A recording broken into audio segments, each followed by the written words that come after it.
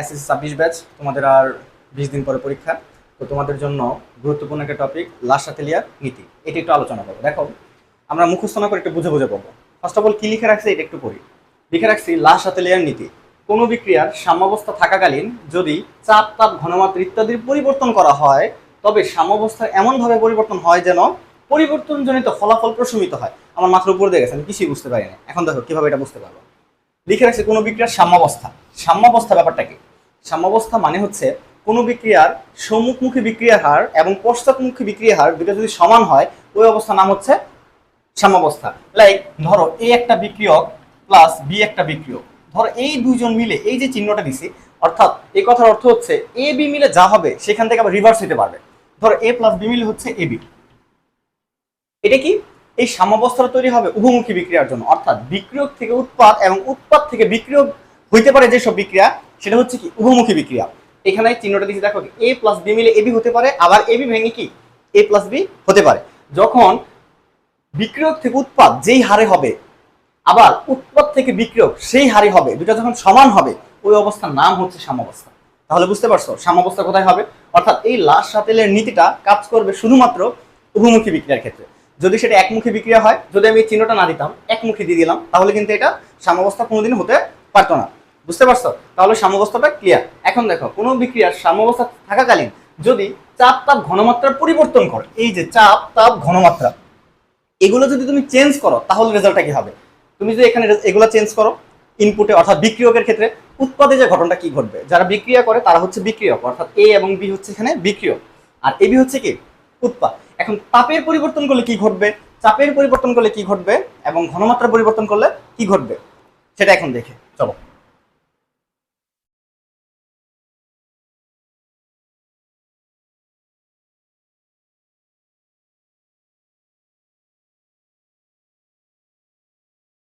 খেয়াল করো, এখন বিক্রিয়া কিন্তু তাপের উপর ভিত্তি করে, একটা আছে তাপ উৎপাদী, একটা হচ্ছে তাপ হারি। অর্থাৎ যে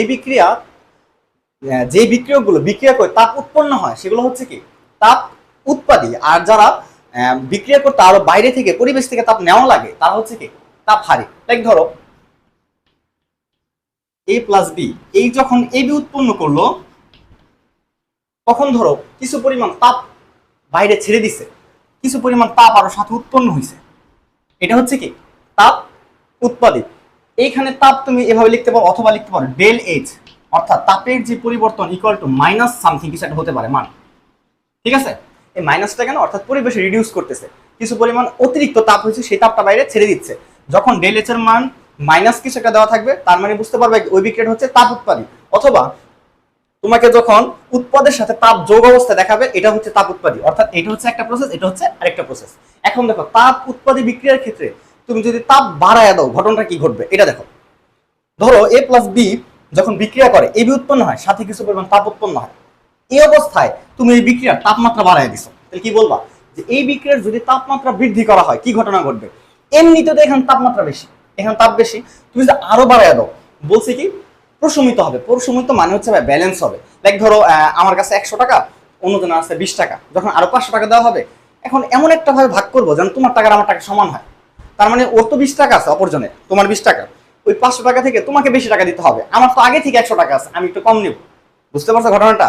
তাহলে উদাহরণটা দেখো, এই বিক্রিয়া অলরেডি তাপ উৎপাদী, এই বিক্রিয়া যদি তুমি তাপমাত্রা বৃদ্ধি করো, এই জায়গায় তো তাপ এমনিতে বেশি আছে, আরো বেড়ে যাবে।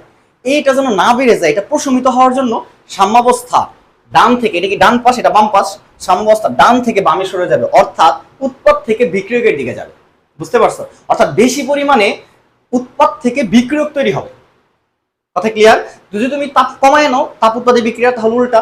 ওই যে তাপ দিলে কি হয় তুমি বুঝে ফেলছো, তাহলে তাপ কমাইলে কি হবে? উল্টা ঘটনা করবে, সাম্যাবস্থা বাম থেকে ডানে যাবে। আমি আবার রিপিট করতেছি, দেখো, যেহেতু এটা একটা তাপ উৎপাদী বিক্রিয়া, এই অবস্থায় যদি তুমি তাপমাত্রা বাড়ায় দাও, তাহলে কি এই জায়গার তাপ বেড়ে যাবে। এই জায়গার তাপ যেন বেড়ে না যায়, এটা যেন প্রশমিত হয়, ব্যালেন্স হয়, তাই সাম্যাবস্থা ডান থেকে বামে সরে যায়। ক্লিয়ার? এখন যদি ধরো আরেকটা তাপ হারি বিক্রিয়া হয়, তাপ হারি বিক্রিয়ার জন্য যে কাজটা করব, ধরো C plus D equal to হয়েছে সিডি, কিন্তু এই সিডি উৎপন্নর জন্য ধরো পরিবেশ থেকে তাপ লাগবে, মানে বিক্রিয়কে যদি এইখানে কিছু তাপ যোগ করতে হয়, ঠিক আছে, এইখানে যদি কিছু তাপ যোগ করতে হয়, সেক্ষেত্রে ডেল এইচ এর মান হবে কি, তোমার এক্সট্রা করে কিছু পরিমাণ তাপ পরিবেশ থেকে নেওয়া লাগছে, তার মানে হচ্ছে প্লাস, কিছু ইনপুট করানো লাগছে। বুঝতে পারছো? এটা হচ্ছে কি তাপ হারি। এখন যদি তুমি এই অবস্থায় তাপমাত্রা বাড়ায় দাও, দেখো এই জায়গায় অলরেডি তাপ বৃদ্ধি আছে, তুমি যদি তাপমাত্রা বাড়ায় দাও এটাকে ব্যালেন্স করার জন্য সাম্যাবস্থা বাম থেকে ডানে যাবে। এটা কি বাম, এটা কি ডান, তাহলে বাম থেকে কোথায় যাবে? ডানে। আর কমাই দিলে কি হবে? তাপ যদি হ্রাস করে উল্টা ঘটনা ঘটবে, ডান থেকে বামে যাবে। বুঝতে পারছো?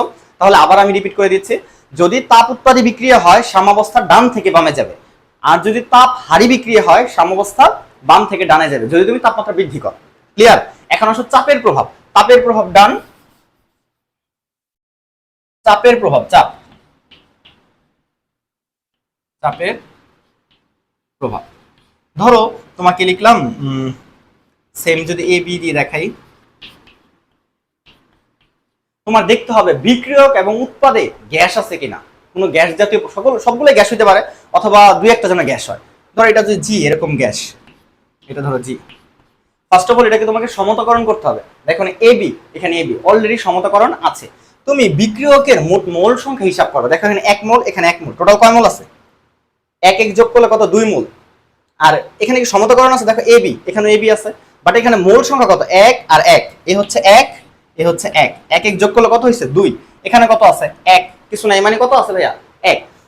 অর্থাৎ তুমি যখন চাপ বৃদ্ধি করবা বেশি মোল থেকে কম মোলের দিকে যাবে, অর্থাৎ বাম থেকে ডানে যাবে, এই যে 2 থেকে 1 এর দিকে যাবে সাম্যাবস্থা।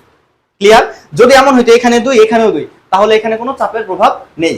যদি এইখানে বেশি হইতো তাহলে সাম্যাবস্থা ডান থেকে বামে যেত। বুঝতে পারছো? চাপ বাড়াইলে। আর কমাইলে তাহলে তার উল্টা। ক্লিয়ার? আর সবচেয়ে সহজ হচ্ছে ঘনমাত্রার প্রভাব। সবচেয়ে সহজ কোনটা ভাইয়া? ঘনমাত্রা।